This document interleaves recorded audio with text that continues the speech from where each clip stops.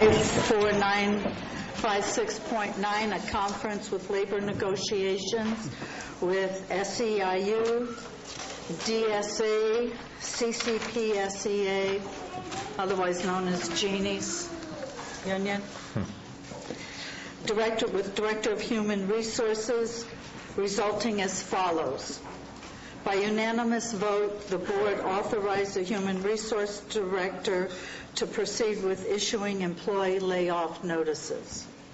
We had a closed session pursuant to 54956-9B1, a conference with legal counsel, anticipated litigation, significant exposure, one case, resulting in nothing to report.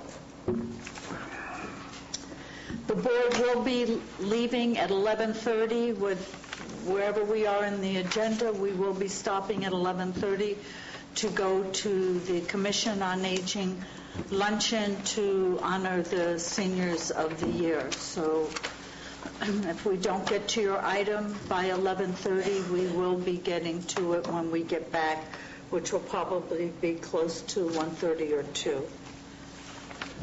Madam Chair, would that be cause for not shutting down, but kind of shortening the time on public comment this morning? No. Okay. Just wanted to ask. That's a good question. I'd like to move to the consent agenda. These items are normally routine, non-controversial. If any member of the staff, board, or public would like to pull an item, please let me know. I entertain a motion, please. I'll move the consent agenda. Second. All in favor? Aye. Opposed? Passes on a 5-0. Thank you. We stand in recess till 9:10. Convene the meeting, please. This is public comment. If anyone has any item they'd like to address that is not on the agenda, just please come up, and it's 5 minutes per person. And please identify yourself. Mr. Clyde. My name is Clyde from Valley Springs, and I heard very disturbing news last week in Calaveras County. Terrible. And I heard that Claudette was leaving us. And I don't think she should get away clean like that without someone at least giving her a bad time about it.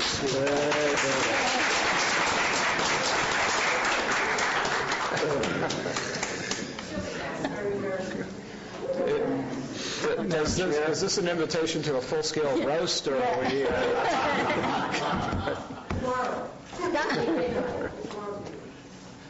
Madam Chair, Honorable Supervisors, and Claudette. I'm Al Segala with the Calaveras County Taxpayer Association, and we have some comments on our land use planning process. I previously passed out copies of a press release, which I'll read now, regarding some points on alternate D. We feel that alternate D is primarily the main defender of property rights of the various proposals that are made. The Calaveras County Taxpayer Association continues to urge support for alternative D in the general plan update process. In addition, the group wants property owners to be notified in writing when the county seeks to change their land use designation. There are several positive features of alternative D that the Taxpayer Association supports. First one is public safety. There would be no immediate change in response times. As the dispersed population grows, the cost per capita and average response times will fall. Public infrastructure. There is no basis upon which to limit development based on infrastructure requirements. Public infrastructure at the county level includes roads, water, sewer. Alternative D calls for water and sewer services to be the responsibility of the property owner, which is now the reality. As for roads, there are already programs on the books, such as RIM fees, that recoup public costs from those that do develop. Economic prosperity. Given the flexibility of a market-based, not plan-based approach to development, Entrepreneurs, both large and small, will find better, more efficient ways to provide goods and services where and when the public or the market actually needs them. Industries will have more choices to locate and expand in the county. Alternative D does not support the county trying to manipulate growth by providing taxpayer subsidies to preferred businesses and locations. This encourages cronyism. Sprawl. Sprawl is kind of like a big, dirty word. About half of the land considered unimproved is currently designed 5 to 40-acre single-family residential uses, the majority of which is undeveloped but has significant potential for low-density residential development. This is hardly prophecy for unlimited sprawl. Many, if not most, of the people moving to our county are not looking to exchange one urban center for another. Alternative B and C, low rural growth policy, takes property rights from the current property owners and infringes on the dreams or rights of future families. Natural hazards. Risks such as wildfires and flooding are the responsibility of the property owner. And also, that's why we have insurance.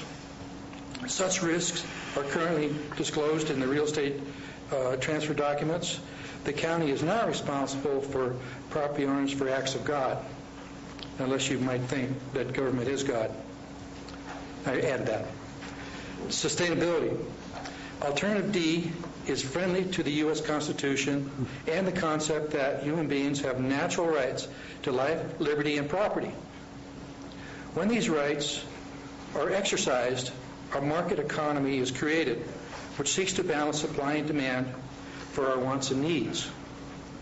Thusly, our market economy seeks to sustain prosperity and human happiness far into the future. In contrast, the UN Agenda 21, which seems to be the basis for much of the direction in land use policy, is not sustainable in providing the human condition, but tends to expand government intrusion into the lives and property of the Calaveras people. That's the end of our news release. Thank you, Mr. Segali. Is that my 5 minutes? You have 20 seconds. Oh, well, I wish you a very happy day. Thank you. Thank you.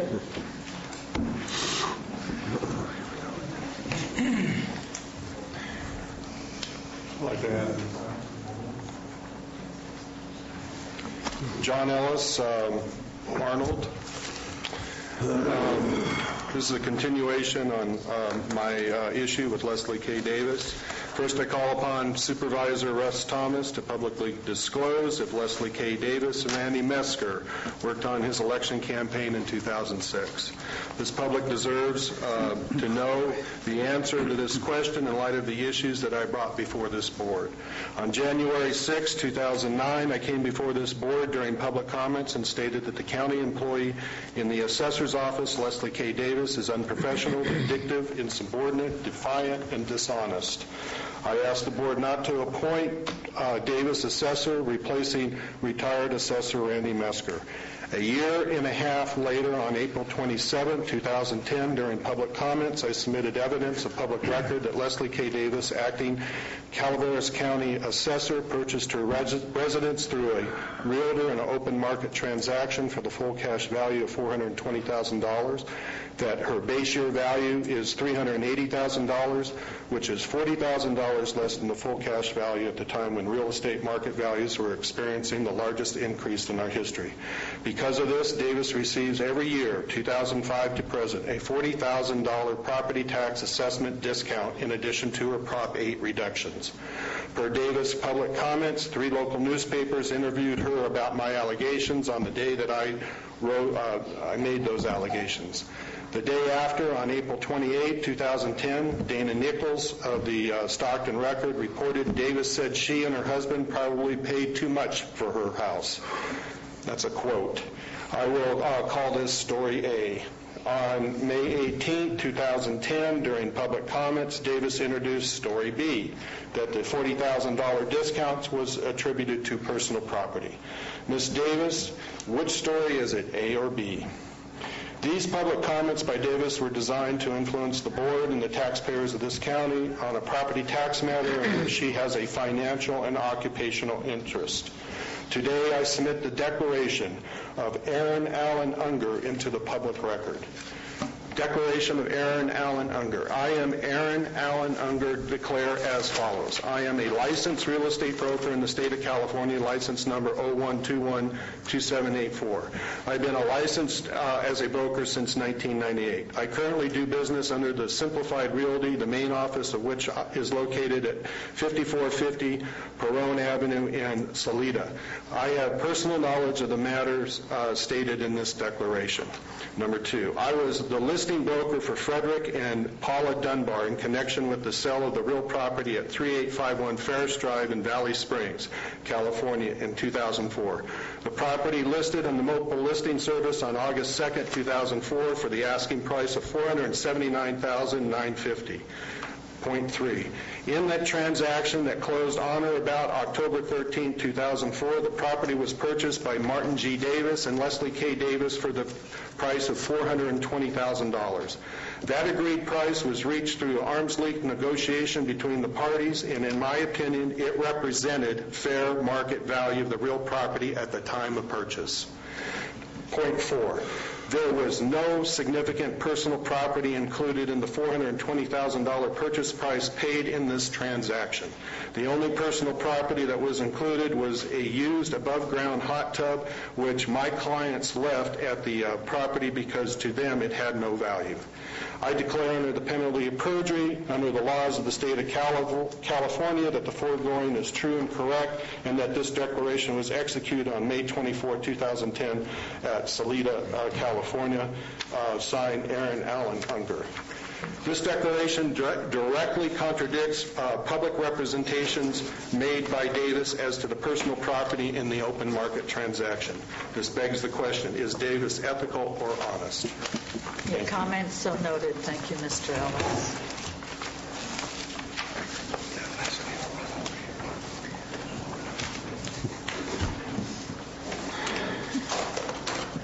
My name is John Hull. I'm a resident of Calaveras County, Murphy's Grade Road.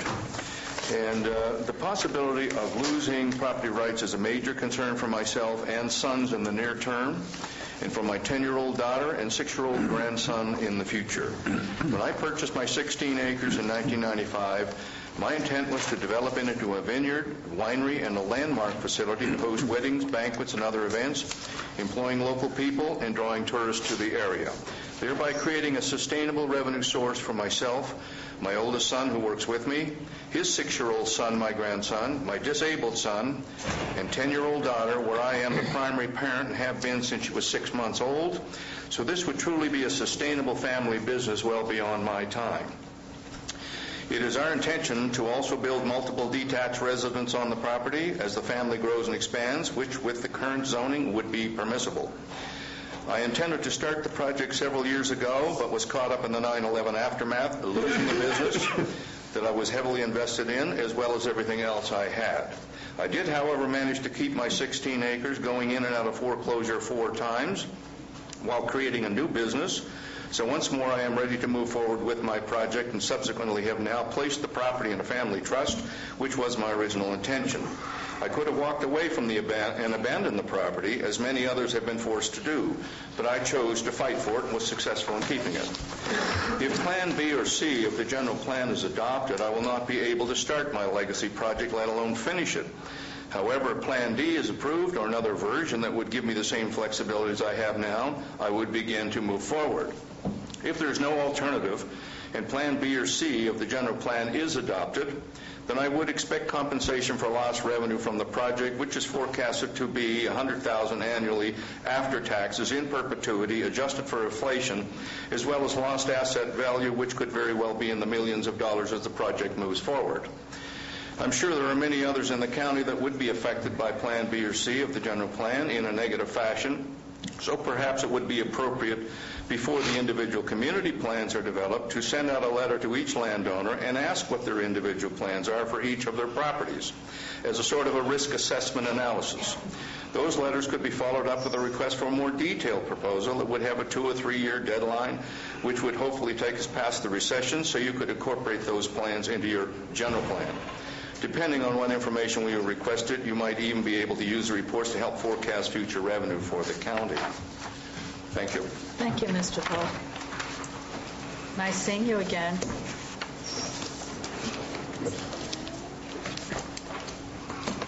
Good morning. Dorothy Smith, University of California Cooperative Extension, Calaveras County.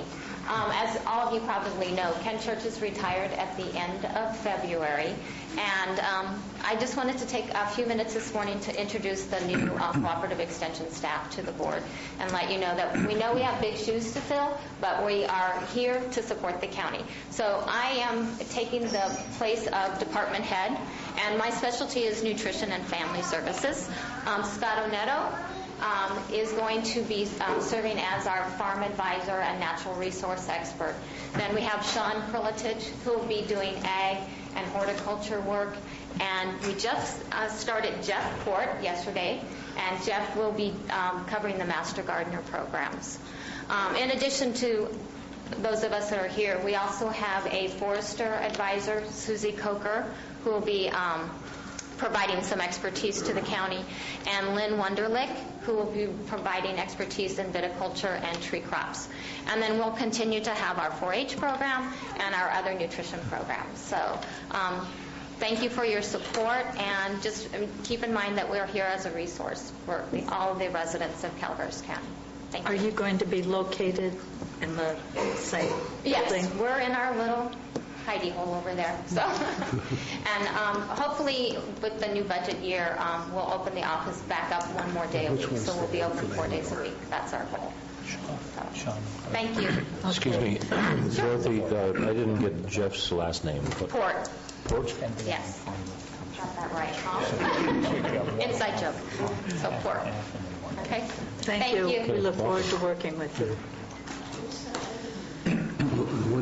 Sean, don't you have an advertisement while you're up there? I just wanted to, a lot of people don't know where the Cooperative Extension office is. It's at the corner of Highway 49 and Mountain Ranch Road. And it's well signed. I believe it's well signed. So if you're leaving here and get to Highway 49, the office is right across 49. Thanks. Thank you. Are you next? Sure, I'll stay.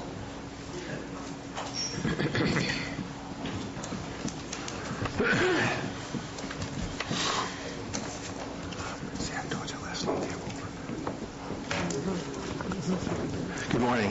My name is Tom Infacino. I'm here on behalf of the Calaveras Planning Coalition.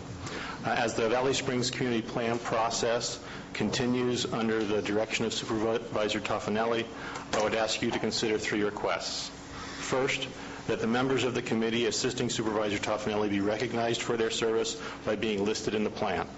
Second, that when the map comes forward to the Board of Supervisors, the map be included in the board packet. And third, that the build-out capacity of the map be calculated and presented to the Board of Supervisors along with the map. So why list the committee participants? It is an honor to serve on such a committee, and that honor should be recognized. Second, it is a tradition to so recognize such efforts. If you look at the McElmy Hill existing community plan, or the Avery Hathaway Pines existing community plan, or the draft Copperopolis community plan, you will see that their drafting committees are listed. And third, there's a practical aspect of such a list. From time to time, questions come up about how to interpret a community plan, and it can be very useful to consult the listed drafters. So why include the map in the board packet? This will provide a meaningful, though minimal opportunity for the public to review and comment on the new map when the map comes before the Board of Supervisors, and that may reduce some of the objections to the process. And so why calculate the build-out capacity of the map? Well, at least one supervisor on May 4th indicated a concern that the Valley Springs Community Plan must accommodate a sufficient amount of future growth. and build-out data is needed to address that legitimate concern. Any questions? Thank you. No, thank you.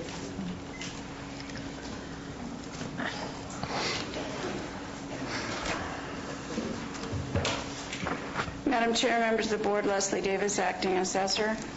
Mr. Ellis got up and continued his defamation campaign against me this morning. I would like to say this to you. This will be the last time I will appear and talk on this matter. When I began my campaign for assessor, a former District 2 supervisor told me that a lie that goes unchallenged becomes the truth. Paul told me that Mike Delorto told him that.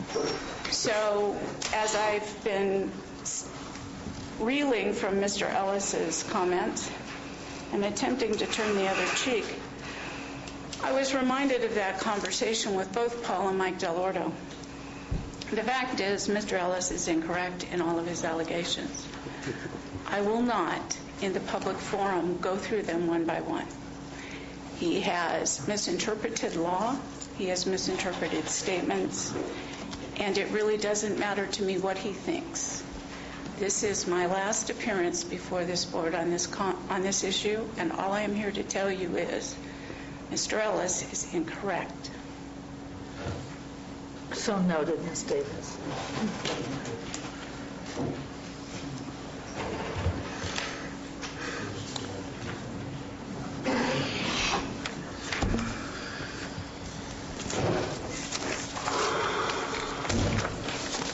Good morning.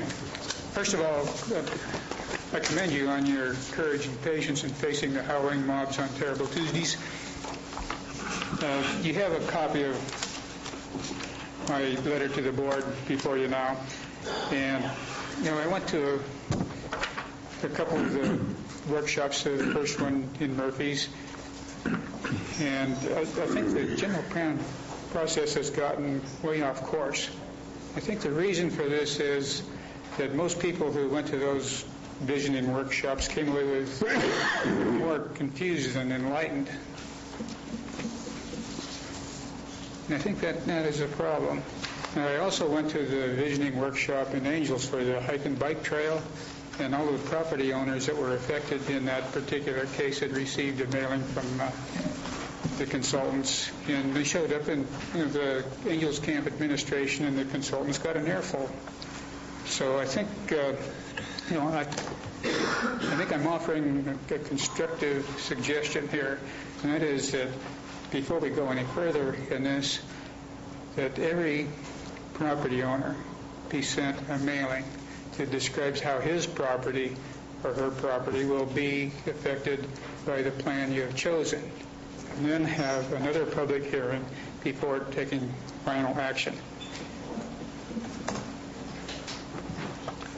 And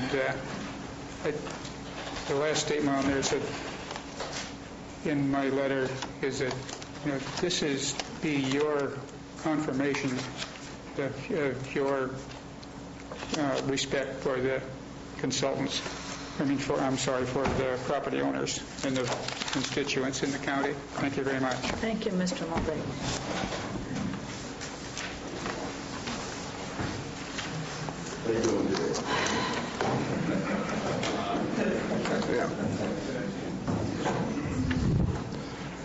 My name's Terry Baker, and I live in Railroad Flat. And we've been fighting these cocks for I don't know how long in this illegal cock ranch operation next door. And, last time I was here, I was pretty happy that they quieted them down a little bit for, a couple weeks. But that ended real quick. It's about as long as it lasted. Because these people have no intentions of stopping the noise from these birds. Judge Mulvaney found Mrs. Redmond guilty on 9/11/07. Now, he's in this courtroom. I would love it if he would come up and tell us what the heck is going on with our courts, because this is a scam. He did his job. He did a good job. He's about the only person that is doing a good job around here. Now, last Thursday night at 9:30, our neighbors with these cock ranch operation started shooting animals that start coming around their pens. Now, this is illegal. Now, first of all, it's illegal to have these roosters and cocks on 4 acres in a residential subdivision, and this is what other counties are doing about this. They're ending it completely. No more roosters in residential subdivisions, period, because they're sick and tired of people doing what these people are doing. Now, they've already shot, last Thursday night, they shot a skunk because it was around at 9:30. We're waking up to gunshots because they get to protect the illegal cock ranch that Mr. Walensky gave them the opportunity and an exemption after Judge Marini found him guilty. 2 days. 2 days. Mr. Walensky told them, don't worry about it. We'll take care of it. We'll get a new judge. We're going to get friends of the court to help you. Now, they also shot 2 red-tailed hawks that were our neighbor's pets. They were pets of theirs. They've been with her in her home for many years. She could call them in, and they were nesting on their property. They shot them because they have illegal cocks at their property, and these roosters, these birds, they kind of prey on these animals. They also shot a bobcat, okay? Now, this is all going on in a residential subdivision. I'd like to know how this can happen.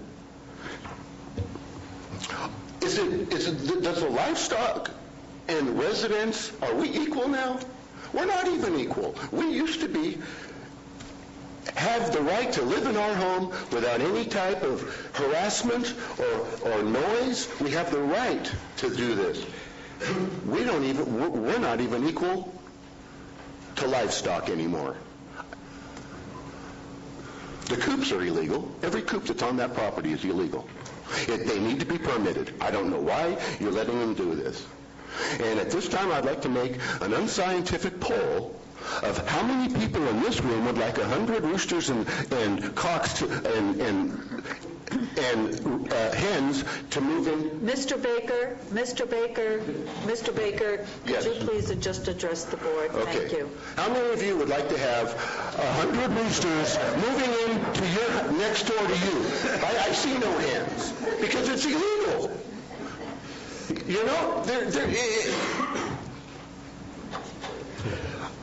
June is going to be Exposed Corruption Month. And I'm going to start it today. And we have been rezoned illegally. Nobody gave us a notice that we were even going to be rezoned. We didn't even know we were rezoned until we went to court. And we were found guilty. Oh, and then we were told that, we were rezoned 7-8 months ago. Well, how does that even happen? How does that happen? How does people get rezoned without even getting a notice? And next thing you know, you got 100 roosters living next to you.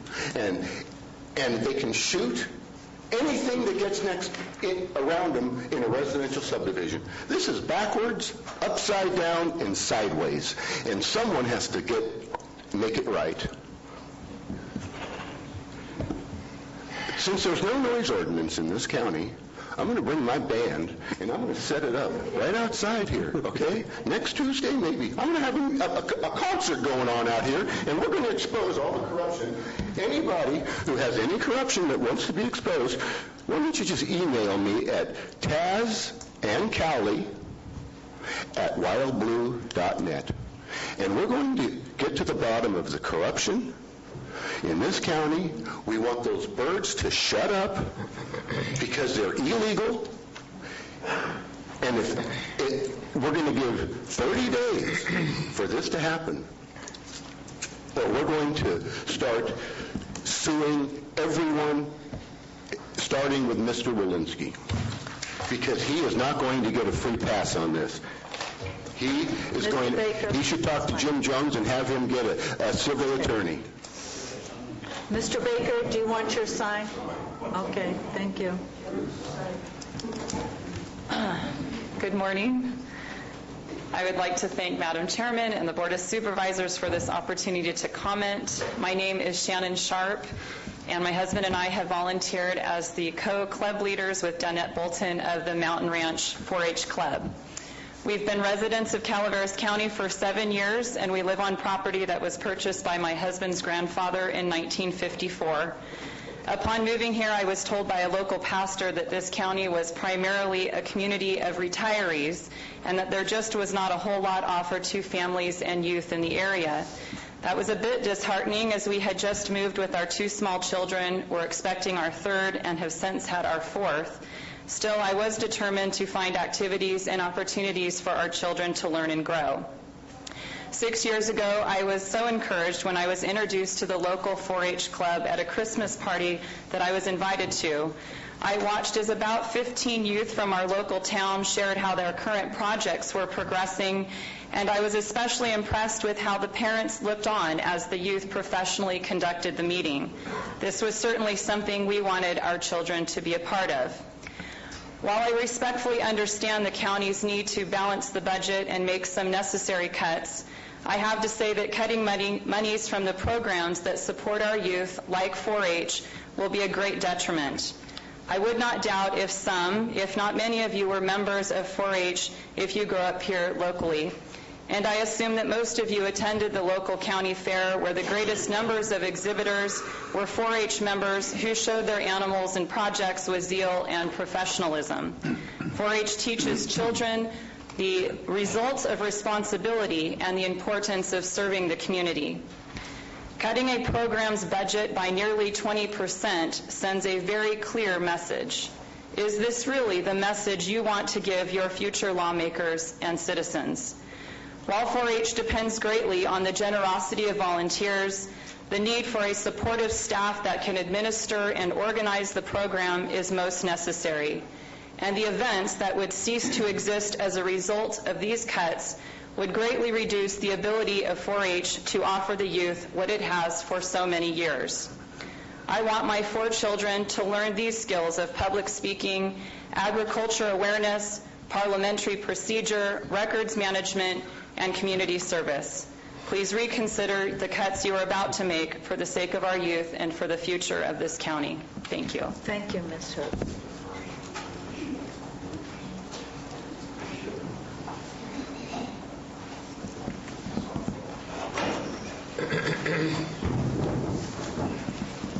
Joe Kelly. I have read the Attorney General Opinion 80-317, December 9, 1980. The opinion discusses a multitude of codes governing conflict of interest in California. The common law rule prohibits public officers and employees from acting for the public in any matters in which they have a private interest which might conflict with their public duties. Yet, as an example, Government Code Section 1126 offers stringent words: shall not engage in any employment, activity, or enterprise incompatible, in conflict, or inimical to his duties. Government Code Section 1126 provides a local agency may adopt rules governing the application of this section. I have read the Calaveras County Assessor's Office Code of Ethics, dated January 1987. Why did it take 7 years for Calaveras County to adopt a code of ethics? For Calaveras County Assessor's Office to implement a code of ethics?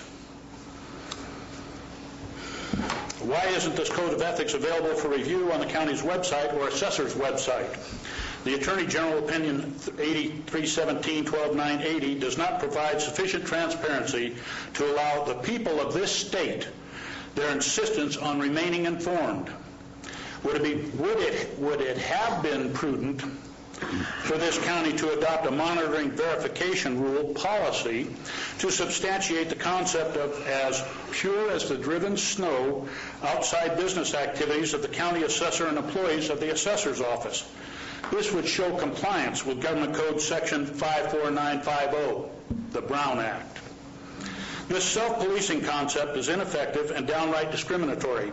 We, the people, are required to register through a permit process, pay a fee, and be subjected to an array of inspections to comply with laws affecting our daily lives.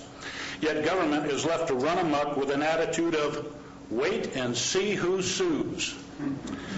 Since I am discussing the assessor's office, I will address issues of assessors dealing with experience, education, and as professional politicians, their lack of ethics and integrity. 1, In the late 1990s, the private nonprofit mutual benefit corporation, the California Assessors Association, its stated purpose is to foster and enhance expertise, fairness, and uniformity throughout the state of California in the application and administration of laws pertaining to county assessment and taxation of property.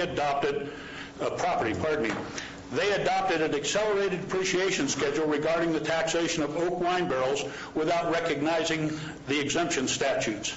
The accelerated depreciation schedule was never adopted by the Board of Equalization, the State Board of Equalization. In the end, this caused a refund value of $2.1 million for 4 years. $8.4 million cumulative to be refunded by those counties whose assessors illegally taxed wine barrels. 2, during an election cycle, it was found the San Luis Obispo County assessor did not have the college degree he claimed. 3, 2008, the San Bernardino County assessor scandal, ethics. We the people are not being protected. We the people are being exploited by politicians who want to make the office a career. It's a shame Ms. Davis has left and will not talk anymore, because I would like to have asked her what is her definition of progressive, or her expression to enhance our knowledge of progressive real estate appraisal and property tax experience means. I would also hope she would have been able to illuminate us as to the message in the Masters of Public Administration, CSU Hayward, also known as Cal State University East Bay, program description. Overall emphasis is placed upon developing student sensitivities to a wide variety of human, social, and organizational realities in order to assist public organizations in formulating and obtaining their goals and striving toward responsible social change. Thank you. Your comments are noted, Mr. Kelly.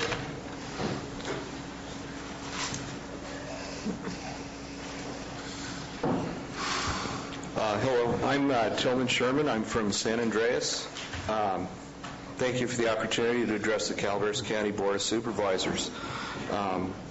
And more importantly, through this medium, to address the voters of Calaveras County. Tuesday, January 8 is Election Day, and it is extremely important to the future of Calaveras County, and that we will be replacing most of the elected officials of Calaveras County. For this reason, it is most important for everyone to vote, but more importantly, that everyone takes the time to research and vote for the best candidate for each of these elective offices. You should read all of the candidates' statements in your election materials. If you need additional information, you can Google the candidates and review their qualifications and background information on their websites. This election is too important to vote based on hearsay. Unfortunately, there's been much mudslinging in this election. Make no mistake, criticism of opponents does not equal being the most qualified candidate. It is crucial that every voter review the qualifications and experience of all candidates for themselves and not rely on unfounded statements made by other uninformed voters. Do know that candidates that spend much of their time talking about how bad their opponents are not telling you why they are qualified to hold the elective office. Do your homework and vote only for the candidates that you determine to be most qualified to fill these extremely important positions. That being said, I wish to talk briefly about Madeline Kurska, who I have known for many years.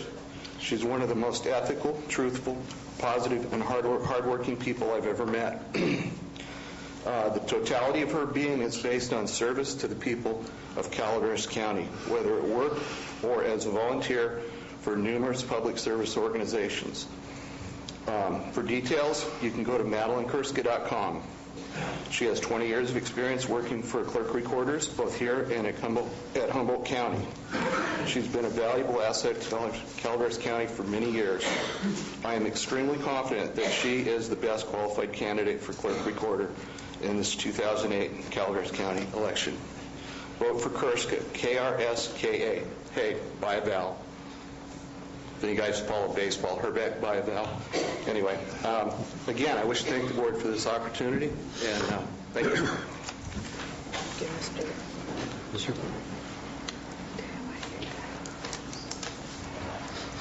Hi, Marty Crane, Valley Springs. There's an awful lot going on these days. I felt it when I was coming here this morning, and I felt it when I walked in, and I thought maybe I should fasten my seatbelt, but I didn't have one. So although some of us may feel a little shredded today, I guarantee you there are good things going on in Calaveras. I recently have had the opportunity to work for the U.S. Census. Very exciting. And I got to work in our area, and I can tell you that every single person whose home I visited was gracious, welcoming, and eager to participate. I got to connect with a lot of old friends that we haven't seen in a long time. Oh, wow! And they're doing beautifully. And I also got to meet a lot of the local characters, which is very exciting. So anyway, while we in Valley Springs have been kind of fine-tuning our ability to embarrass ourselves from time to time, we do get it right from time to time. And I wanted to tell you that let everyone know that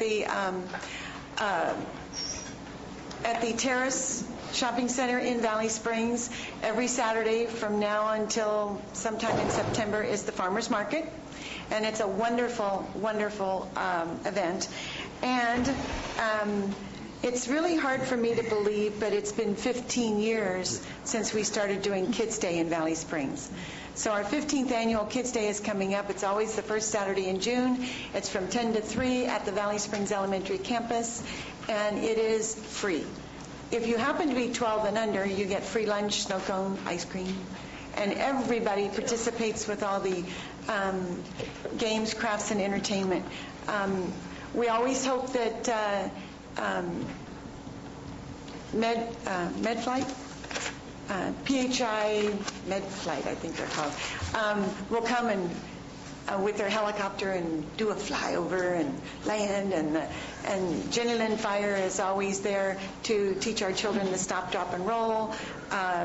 Foothill Fire comes and shoots off their water hoses, and everybody gets wet. Top Hat Dance Studio is coming, and of course, anybody that's ever been to one of their concerts knows that it's a production. But the Valley Springs Optimist Club, partnering with Sheng-Chi Kung Fu, because they've been helping us for years, and we could not do it without them, so we have a formal partnership with Sheng-Chi Kung Fu. And this year we have added the Valley Springs Youth Center as a partner, because last year they came, and you know how important it is when you have a big event and you have to feed the masses. That's a big, big responsibility. And they were unbelievably professional. We kept looking to see if, are we going to have to step in there? It was clean as a whistle. They presented themselves professionally. They had their gloves on. Everybody had their hair tied back. They counted the change properly. It was beautiful. And about the time we thought, well, I guess they don't need us, and they couldn't get any better. At the end of the day, they broke everything down, they inventoried everything, they packed it up, and they found a little half piece of paper, and they did a financial statement for us. And we went, this is as good as it gets. So this year we asked them if they'd like to participate even further. So they're doing lots more. And the Cub Scout Pack 352, I think, I could have that number a little off. They are doing a sleepover, and they are also seeing the Kids Day event as a community service opportunity, and so they are taking on different tasks of the day as well. So it's a wonderful thing. We have the Resource Connection comes every year and provides us opportunities for the kids, and I know that if I go down the list mentally, I will miss people, but Search and Rescue, the Friends of the Library, everybody comes. So don't miss it. Come on down. Thank you. Bye.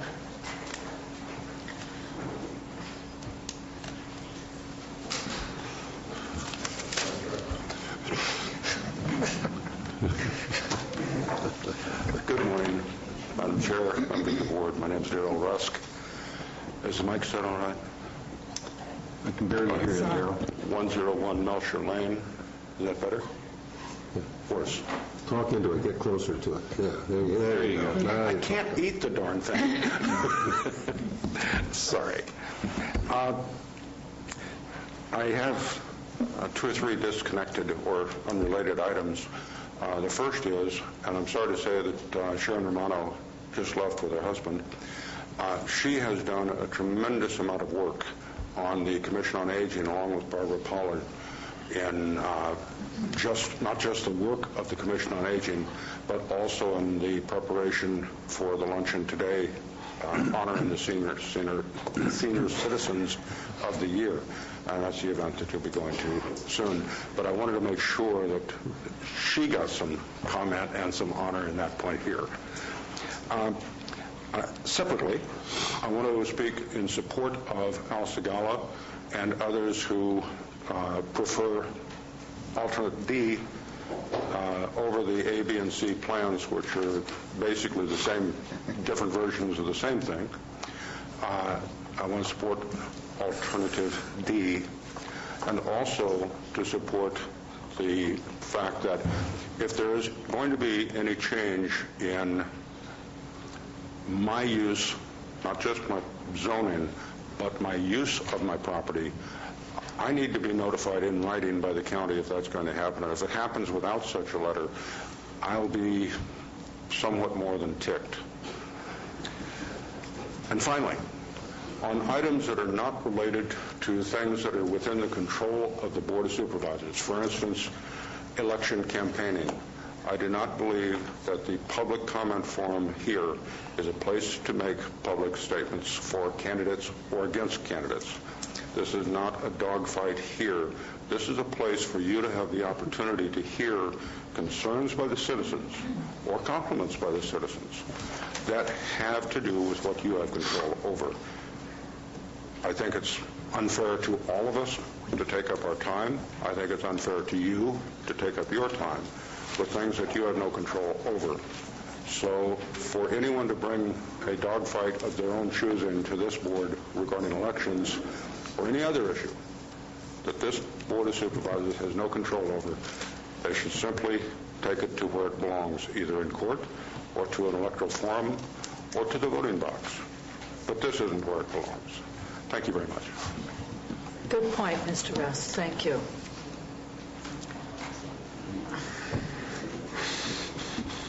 Good morning. My name's Bonnie Newman from Double Springs. I have a medley. I don't know how far I'll get through them. I wanted to pick up with something I talked about before. Governor Schwarzenegger is trying to eliminate home health care. He believes, through information that he's obtained somewhere, that there's like a 25% fraud rate in home health care, IHSS.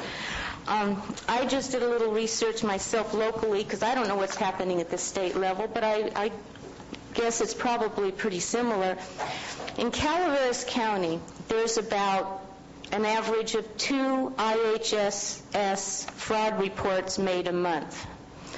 In the past 5 years, there's been 1 prosecutable case of IHSS fraud. 5 years. We have about 300 home health care workers that the governor has labeled about 75 of us as being crooks. So in order to prove the governor wrong, the state mandated that we all get our fingerprints and a background checks done. And so all of us, probably about 300, have paid $50 to prove that we're not crooks. That's about $15,000 that home health care providers have collectively paid to prove that we're not crooks. I don't know if it proves anything. It means we haven't been caught if we're crooks, but we paid $50. There's so many other ways to monitor what's going on besides putting us through the process. Okay, the process. I mentioned a couple weeks ago I was going to be attending the IHSS Advisory Board, and I did, and I was offensive. I happened to maybe accuse the IHSS Advisory Board of being a rubber stamp for the public authority. And they were all given the opportunity to tell me that they weren't a rubber stamp. I'm not a rubber stamp, I'm not a rubber stamp. And it was like, it just made me think, okay. I have found out that the IHSS Advisory Board has closed itself down. They no longer have 11 members, they have 7. And that was done because they couldn't keep people involved. Now I hear that they're thinking of opening it up again to 11. And once again, I would want to see a public recruitment of IHSS participants. Not phone calls made to selective people to sit on a board, and open recruitment in the newspaper asking interested parties to please come forward. If interested parties were to step forward, I don't think we'd have a problem keeping people involved. But when people get involved on a board, they want to do something. IHSS Advisory Board has met regularly 4 times a year. Recently, they started meeting more frequently. I think that's because there's been a little stirring up going on. I would like to remind the Board of Supervisors that my feelings about the IHSS Advisory Board is they've all been selectively recruited. They have been spoon-fed certain information from one source, like you were last summer when you voted to cut home health care workers' wages. They have also been, in my mind, bought off with a $40 stipend. And that was a recommendation of the public authority. Now, they've been sitting for 1 hour 4 times a year, and they're paying themselves $40 to sit there. I have not seen projects or any, activity coming from the IHS Advisory Board, and yet they are allowed to have $50,000 a year to conduct activities. So I only got through two subjects. I shall continue with this subject next week and may have more information for you because I have a meeting with the public authority between now and then. So we shall see what I dredge up. Thank you, Lesno.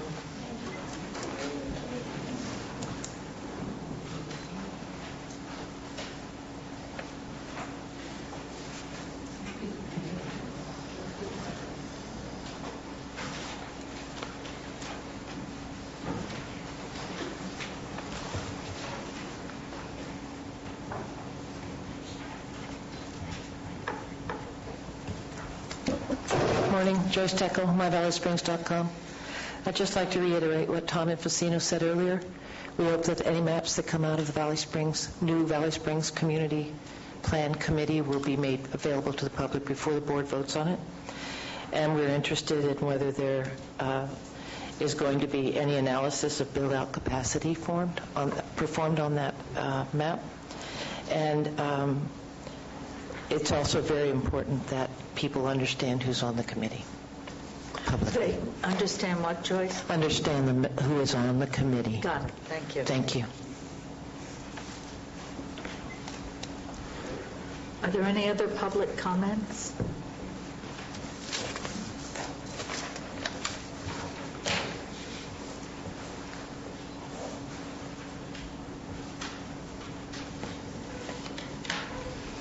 Good morning. My name is Holly Mines, and I also am from Railroad Flat. And actually, the topic that I'd like to discuss today is not related to my community, but as a member of as a citizen of the entire county, I would like to express my concerns about the community planning process which has been taking place in Valley Springs. I understand that Supervisor Toffanelli is under a lot of pressure to come up with a solution, and I've heard the other supervisors repeatedly defer to his wishes for this process. However, to engage in a process which ignores an open and widely publicized public participation process, which makes decisions for the people of Valley Springs and for the rest of us in the county who care about Valley Springs. It is the gateway to our community. We shop, we eat, and we pass through your community frequently. This seems outrageous to me. COG, together with the Planning Department and supported by several supervisors that are sitting here today, signed an agreement with Caltrans to create a map for Valley Springs through a process of outreach and public participation. All of the meetings that were held over the last year plus were widely advertised, and hundreds of people participated. When a group of people from Rancho Calaveras objected to the process, their concerns were heard and a new map was adopted in a public open forum.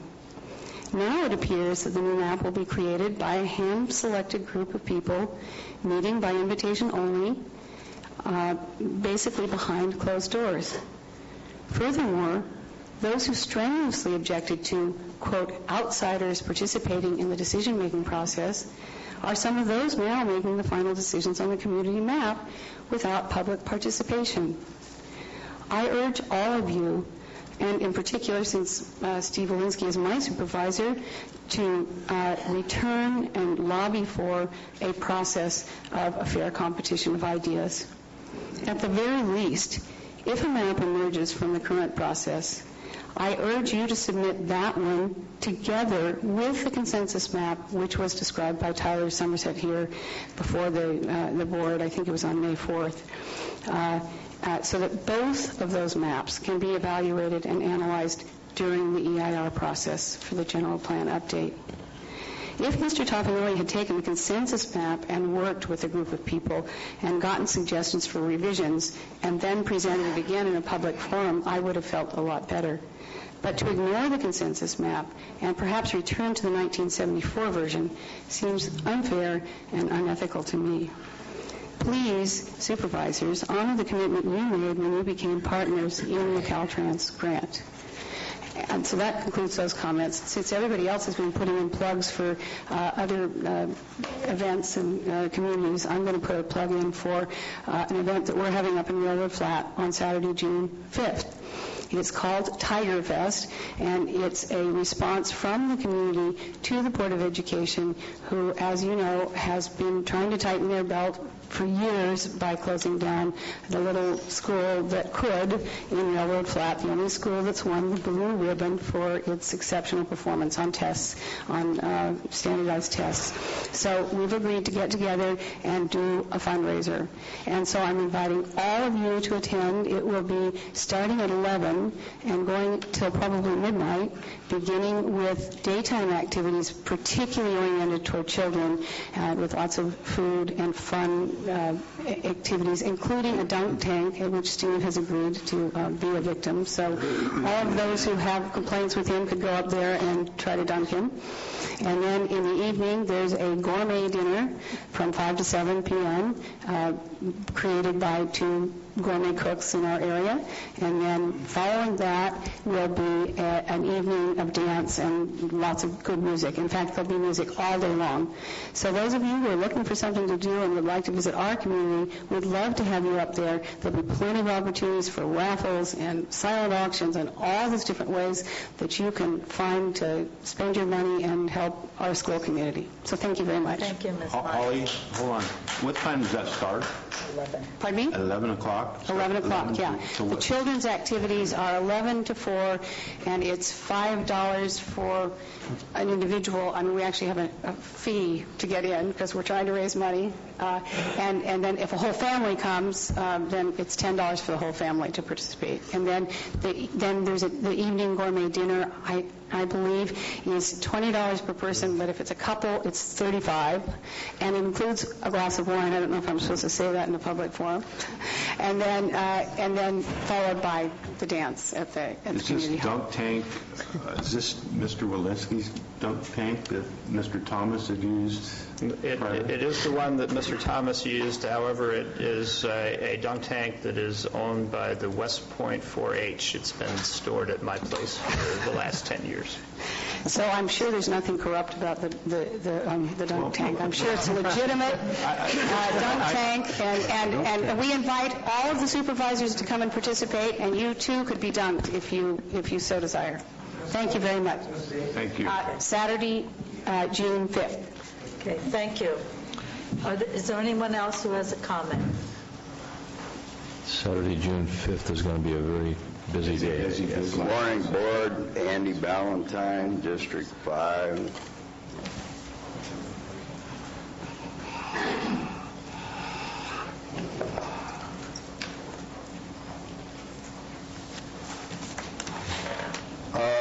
Concerning the Valley Springs Community Plan, I heard a few people speak this morning. My opinion is that myvalleysprings.com has no business being in the Valley Springs Community Plan. I understand that they would have the right to submit a plan if they wanted to. Everybody has a right to do that. However, they do not represent Valley Springs, and they keep interfering in this plan and indicating that they're representing Valley Springs, or that they're representing the people in Valley Springs, and that is absolutely not true. They were also invited to sit in on the committee meetings where the Valley Springs plan is being completed, and my understanding is that they had a seat at the table and they turned in their resignation. They resigned from the committee to do the Valley Springs plan. So I don't know why they're up here today talking about the Valley Springs plan or criticizing the process that's being used. They could have been part of it, and they chose not to. So therefore, why should anybody listen to them? I think it's ridiculous, and I wish they would just get out of it along with COG and let Calaveras County and let the departments in Calaveras County do their job. For heaven's sakes, let's quit spending money on nonsense. Thank you. Thank you, Mr. Valentine.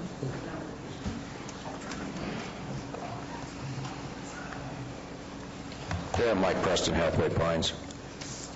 Well, in view of the fact that the county is laying off folks right and left, I question why we are spending about $16,300 per month, $16,310 per month on a company from out of town to formulate a general plan for us, whereas the surrounding counties have used staff and done it for about $250,000 to $300,000 per county.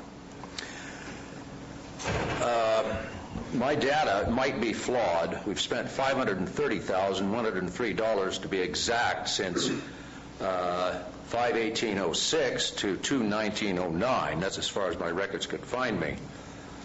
But if you extrapolate that into the last 15 months, that comes up to $774,765, which does not include any staff money.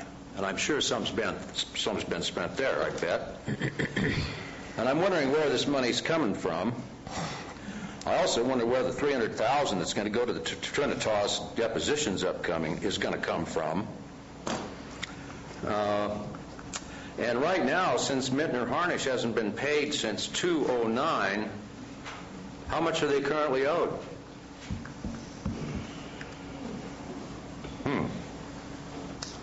Nobody seems to know. Why hasn't this county had an advance planner on staff all the time, as most counties do? A plan needs to be current, to be lawful. Most counties have an advance planner working to to keep up with things, keep changing things as they go along. Much cheaper than letting everything become totally obsolete and then starting completely over. The company that was hired from out of town, I assume they were vetted, and if they were, I wonder why they were chosen. Because if you Google up Mittner Harnish lawsuits on your trusty computer, you are going to find a wake of litigation from every place they've worked, counties, cities, all over the state. The language is the first thing that I saw in the ABC plan is a lawyer's dream, because it's going to create litigation no matter which side you're on. They've been sued by the Sierra Club as well as business people. Doesn't matter. It costs time and money, interferes with commerce. I believe that the other planners in other counties I've talked to, the surrounding counties, the first thing they do when they do a general plan is they contact the landowners first, individually, every one of them. They do not allow the Delphi system to be used, which was used in this quote-unquote process of gathering information by Mittner Harnish, which has been delivered to you and the public. It is entirely flawed. It is fraught with people from out of town, with special interest groups who are bent on forming a society as they see fit. Let's see. Another question: how can the county adopt a plan that will downgrade the value of properties without the ability to recompense the owner? The 40-acre plan. Here's what happened in Oregon. Planners have zoned 90% of the state of Oregon as rural. In the least restrictive of the rural zones, you cannot build a house on your own land unless you own at least 80 acres, and you actually farm it and you actually gross, depending on soil productivity, at least $40,000 to $80,000 a year from farming in the 2 of the last 3 years. Since they passed these rules in 1993, planners are proud that only about 100 homes per year have been built in these zones. Meanwhile, the planners have drawn urban growth boundaries in every city in the state, boundaries encompassing less than 1.5% of the land. The remaining 1.5 is zoned for 5 to 10 acre sizes. To keep the cities from sprawling, planners in several cities have rezoned neighborhoods, single-family homes and apartments, or row houses. The zoning is so strict that if your house in one of these neighborhoods burns down, you are not allowed to rebuild it. You can only build an apartment, row house, or whatever meets the minimum density of the zone. Mr. President, is that what we want here? Thank you.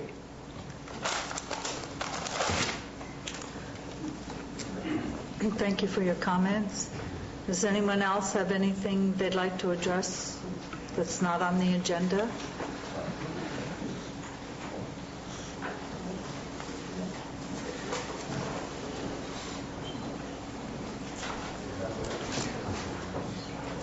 My name is Laura Most, and a few days ago I was very upset when I saw a public notice about the housing element of Calaveras County.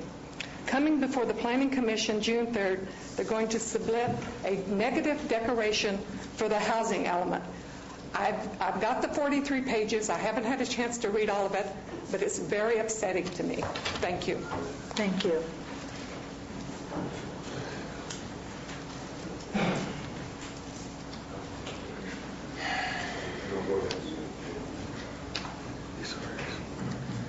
Diane Keene, San Andreas. The last 2 years I've been before you and asked if we sent our housing element progress report in that was due April 1st. Did we do that this year? Who wants to check? We will. Please keep going. What is it that you'd like to comment on? If we didn't send in the housing element progress report, why? We will have the public planning director get back to you. Thank you. Okay. Thanks. Are you going to go to the Planning Commission meeting on that? Oh, you bet. Okay, good. Does anyone else have an item they'd like to address not on the agenda? Okay, I'd like to move to item 11. A minute. Is the treasurer back in here yet? She stepped out. He just went outside. I'm here to talk about this item. Okay. Why don't I just move to item 12 for the moment? Minute order approving an agreement between the county and Habitat for Humanity to purchase a tax-deferred property by Chapter 8 sale to the nonprofit organization. I guess that's also the treasurer. Okay, I'll wait on that one. Item 13, a certificate of priority, state and federal child care development funds. Board action. Is Carrie here? Oh, there you are. You want me to go ahead? Yeah, could you please go ahead? Sure. Thank you.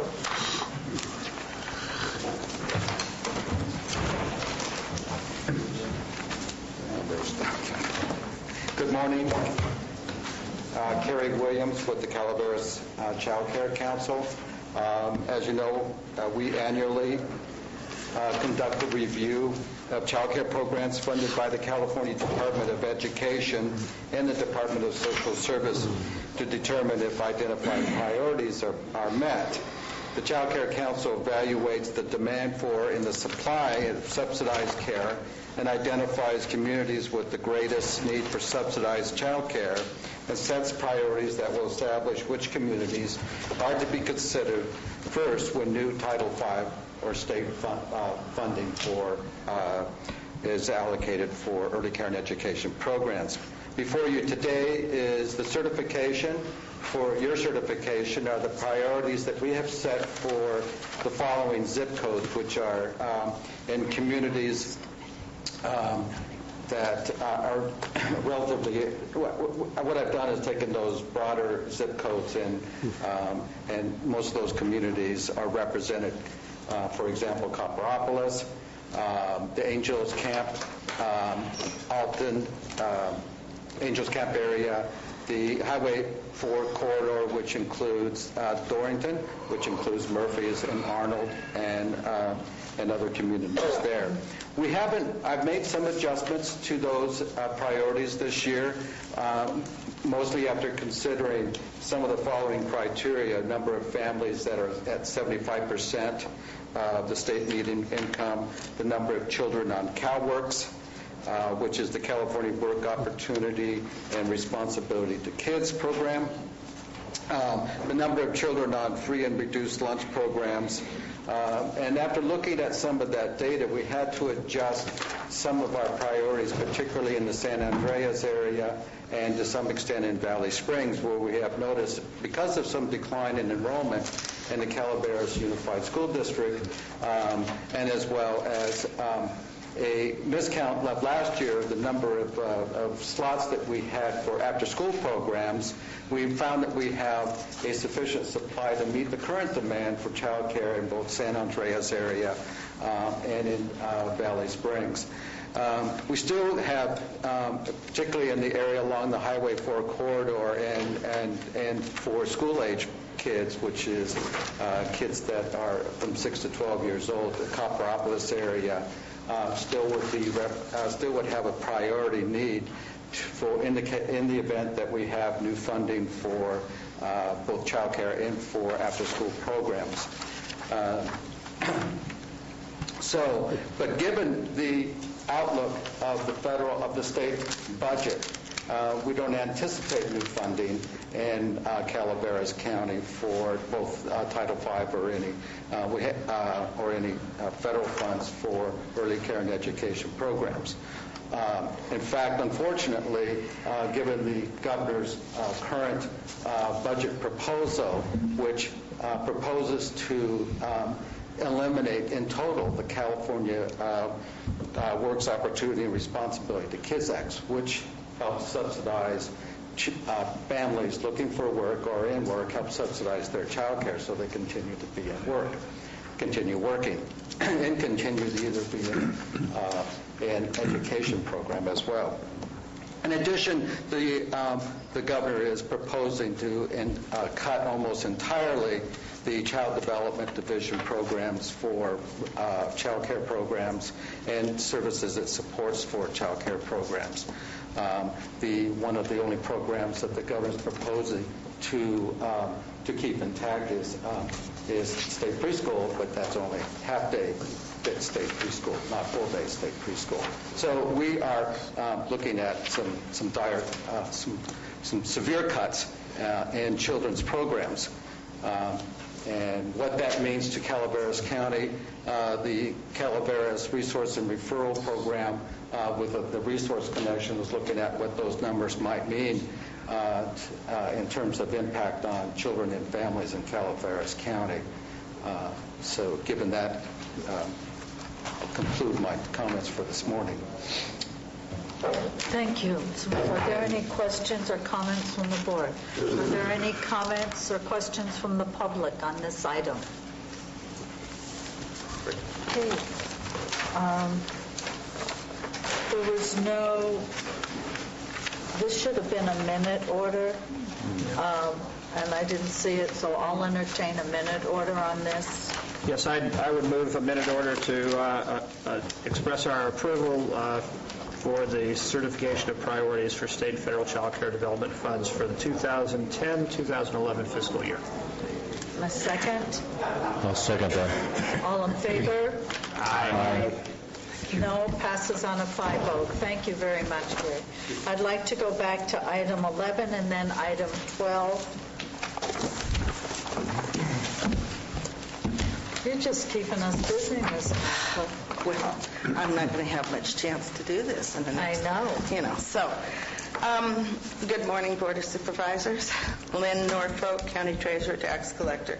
I'm here with my treasurer hat on today regarding funds that are in for the CFD2 Saddle Creek dollars project funds, monies held at Union Bank.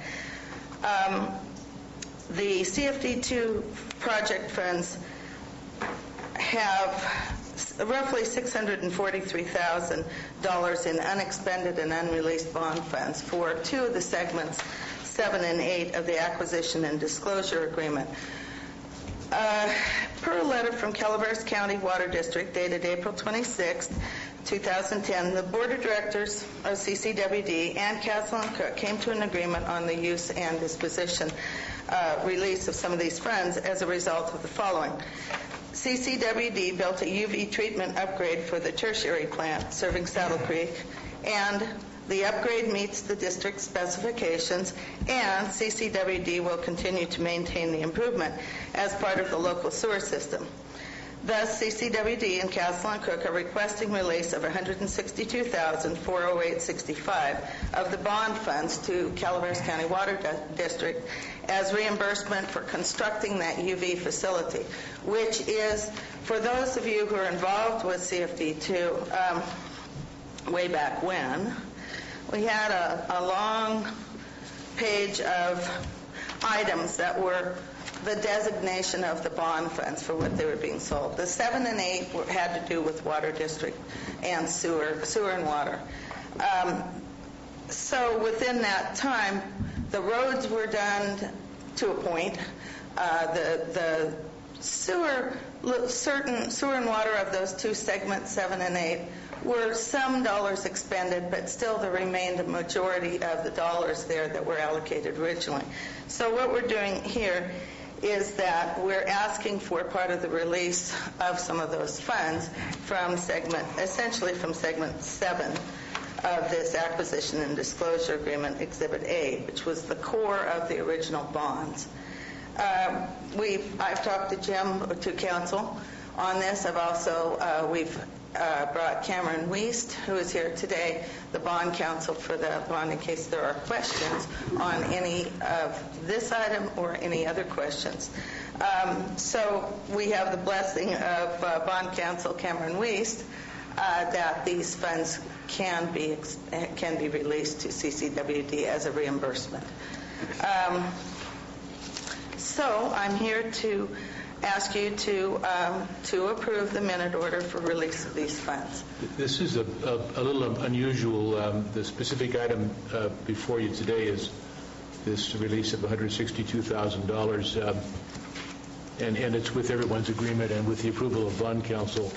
We all anticipated that there would be other questions about what happens to the balance of the bond funds, which is what, Lynn, with the interest, another $900,000? There's roughly somewhere between $800,000 and $900,000 in it.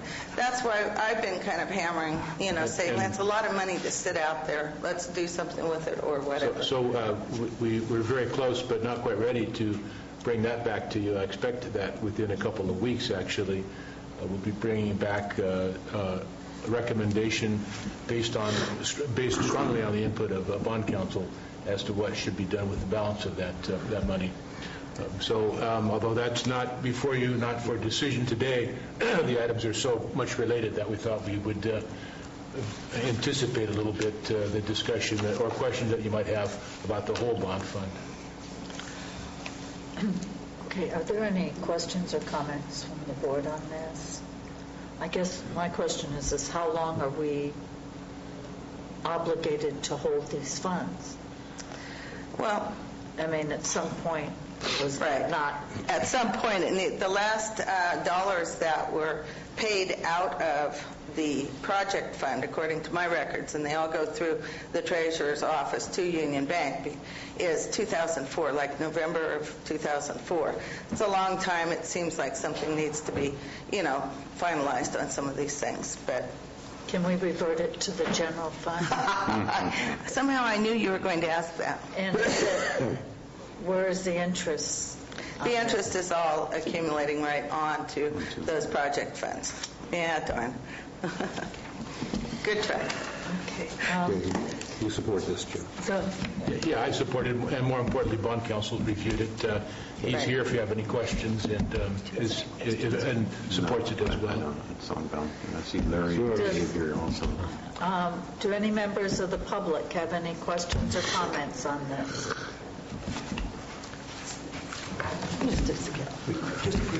This is just a quick question. Is it possible... Could you identify yourself, please? Yes, Madam Chair. I'm Al Sagala with the Calaveras County Taxpayer Association. Can this money be returned to the taxpayers? It's not taxpayer money. One of the, I don't know if maybe council would like, I don't know if this is the appropriate time to maybe touch on that. This is Cameron Weiss, Bond Counsel for... It's been a while. Hello. It has been a while. Madam Chair, members of the board. Good morning, yes. Cameron. Good morning. It is maybe time just to briefly touch on, because the question is it appropriate to go back to the taxpayers? And one thing we have to keep in mind is the CFD is a definitive district. There's definitive boundary lines that identify the parcels in this district. And so when we say taxpayers, we have to be careful to make sure that we're talking about just people within the CFD first and foremost. And then certain of the segments of the funds are identified as road improvements. And within those road improvement designations, it's clear in the law that you can shift within those funds. Now, when you're talking about leftover water, wastewater, and trying to move those to a road improvement, for example, that wouldn't be so definitive. And so we have to think along those lines and make sure we're very safe with our recommendations of what your options might be. So there's going to be a myriad of things that are going to come back to you at a subsequent meeting. But in essence, there's going to be a surplus issue that would be available to go back to the people within the CFD boundary. We're talking about a possible creative option, which it's in those the people within the CFD's boundaries, possible benefit to have road improvements, which is one of the projects on the books right now. There are some basin fees and other things that are clearly going to be identified for that road improvement. So the issue is going to be, there's going to be a small segment of this that's going to be up for grabs from the standpoint of, should it go back to the people or should it be used for road improvement? Now, we haven't done the math on the exact piece of that. It's not terribly significant, but that will be coming back to the board. And that is going to be, we're going to be heading in a direction to give the board an option to either call the bonds for redemption or possibly offer a process, an election process, a very expedited process of about a 30 or 45-day process where there's a balloted measure that simply asks the taxpayer in that district whether they would like to either have a refund, a small refund on their annual tax, or have those particular funds shift over to complete the road improvements. So that's just a primer of what's going to be before you in a few weeks. So, as I understand it, the bonds can be redeemed twice a year, and the next opportunity is September 1st. So working back from there, we felt we should bring this to you fairly soon, within the next few weeks, for a decision, so that we don't miss that opportunity. It's not fatal, but because there's just another chance to do it later on. But this way we can get it done by the September 1st date. I guess the question, I'm sorry. Russ, did you have any questions? No, I just want to wait till all the discussion is over. Could it go into like a designated fund for road maintenance or something 20 years down the road is another option? Yeah, there is the ability to have a small piece of it put into maintenance, but just the research that we've done, I think it's fairly clear that we're going to have to make a bright line decision. Either it's going to go back as a credit to the tax roll and to reduce their special tax, and over the next 25 years it's going to be de minimis. They're not going to see a big return on this because we're not talking about a lot of money. Or if the board so chooses, it would have this ability to have this special election, expedited election, let the taxpayers make the decision, and in that case, that money would then legally transfer over to complete the road fund, and then it could be used as maintenance on that side of the ledger. Okay, thank you. Are there any other questions of bond counsel? Marty, could you please stand? Thank you. Just curious, if there was a special... Could you identify yourself? Marty Crane, Valley Springs. Thank you. If there was a special election, would the cost of that election be borne by the funds that we're talking about, or could it not just wait until we have an election? We're starting to get deeper into this, obviously, and the answer to that preliminarily is that if the board was in the future to choose to go with this option, we would try to get consultants to do everything on a contingent basis, bear the risk of this. We understand that this is a creative option if it's even entertained, and so we would try to accommodate that situation so that it wouldn't be an election burden on the people if it failed. So, thank you. And then I just have one question for CCWD, since I see Mr. Diamond here.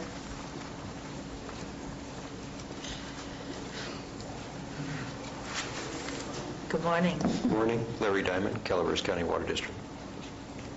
Welcome back to being a deputy general manager again. As well. Well, I'm glad you built it to your specifications. But my question is, does CCWD then assume all the M&O costs on this? Yes. After? Yes. Okay. And then you recoup that through your rate base? That's correct. Okay. Thank you. Thank you. Okay. No more questions? No questions or comments from the public? Mr. Thomas. Yes, Madam Chair. I would like to make the motion to approve the minute order authorizing the treasurer to requisition for payment to CCWD the amount of $162,408.65 from Refunding Community Facilities District Number 2, Saddle Creek. Project funds held with Union Bank for construction of UV treatment plant upgrade serving Saddle Creek. Do I have a second? Second. Any further discussion? All in favor? Aye. Opposed? Passes on a 5-0. Thank you. Thank you very much. While you're still there, we'd like to move to item 12. Okay. Good morning again. Lynn Norfolk, County Treasurer, Tax Collector. Tax Collector hat on this time. I'm here today we've been presented, the Treasurer Tax Collector has been presented with the attached agreement to purchase a parcel of land that is a 1-acre parcel of bare land, assessment 55007001, on Copper Cove Drive by Habitat for Humanity Calaveras for the sum of $7,100. This is something we do not often. This is a Chapter 8 sale to a nonprofit organization. So with that, I have contacted the planning department. The property is zoned RRX, which means it cannot be subdivided further. The zoning would allow for a single-family home and appropriate accessory uses. The Board of Supervisors may set additional terms and impose conditions regarding the conveyance to and use of the property by the acquiring nonprofit organization per Revenue and Taxation Code 3795.5. If the board establishes any terms, they shall include, but are not limited to, the following: of a statement of project compliance, documentation showing consistency and compliance with the jurisdiction's consolidated plan or community development plan. All the documents that we would need have been submitted with the packet in the original form. If the board does approve this measure, it will then go to the state controller for their approval to see that all the documents are in line based on, we believe them to be basically because we've worked with Frank Meyer on this, and we have their articles of incorporation, et cetera, et cetera, et cetera. It's always such a volume of information. But that's what the process is. Once the state controller gets it back to us with their approval, then we will, in the Treasurer Tax Collector's office, execute and deliver a deed conveying title to said property based on the Revenue and Taxation Code guidelines of dates, etc. There you have it. Are there any questions? Will the $7,100 be base year value then of the property?